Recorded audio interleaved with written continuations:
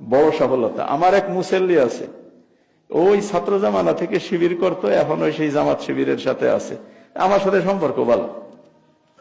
এই কালকে সকালে ফজরের নামাজ পড়ে তারপর আমি করছি যে আপনি তো এই গুড়াগুড়ি এই দল করেন আমি জানি, কিন্তু আজ পর্যন্ত আপনার দল নিয়ে আমি তেমন কোনো মন্তব্য করিনি, আপনি যা করতেছেন করতেছেন। আমি আপনার একটা প্রশ্ন করি, কি? আমি কই ইসলামের জন্য জামাত না জামাতের জন্য ইসলাম? তা কয় ইসলামের জন্য জামাত।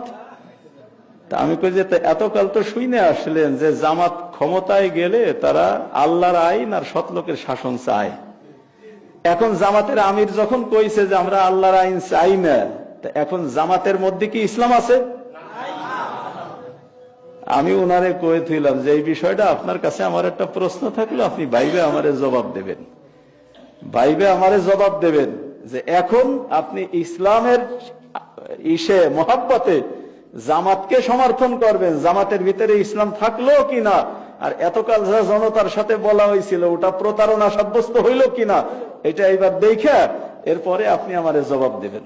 তো ও সহজেই বসছে যে এই অবস্থাটা এই হয়েছে।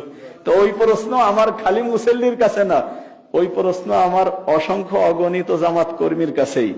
ইসলামকে ভালোবাসে যদি জামাত ইসলাম করেন, তাহলে এখন এ কথাটা পরিষ্কার করে বলেন জামাতের মধ্যে ইসলাম আছে কিনা।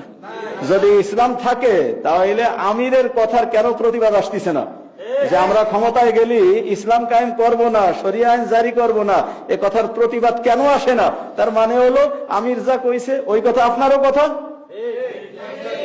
আর যদি ও কথা আপনার কথা না হয় তা প্রতিবাদ আসুক জামাত ইসলামের ভিতর থেকে যে ওটা জামাত ইসলামের ম্যানিফেস্ট না, এ কথা কেন আসতেছে না? এই জন্য আমরা তাদের কাছে প্রশ্ন ছাড়ি, আমরা আমাদের জিজ্ঞাসা এটা যে কেন এ প্রশ্ন জামাতের আমিরের বিরুদ্ধে আসলো না, যে এতকাল পর্যন্ত যে গোড়া থেকে একেবারে জামাত ইসলামের প্রতিষ্ঠা থেকে বইলে আসতেছেন আল্লাহর আইন আর সৎলোকের শাসন, আল্লাহর আইন থাকলো না, এদিক মনোনয়ন দেওয়া হয়েছে এক হিন্দুরে, ইসলামী আইন বাস্তবায়ন করবে না, এটা আজকের না, বোঝা গেছে ষড়যন্ত্র আগের থেকে, যার বহিঃপ্রকাশ হয়েছে হলো পরে আসে।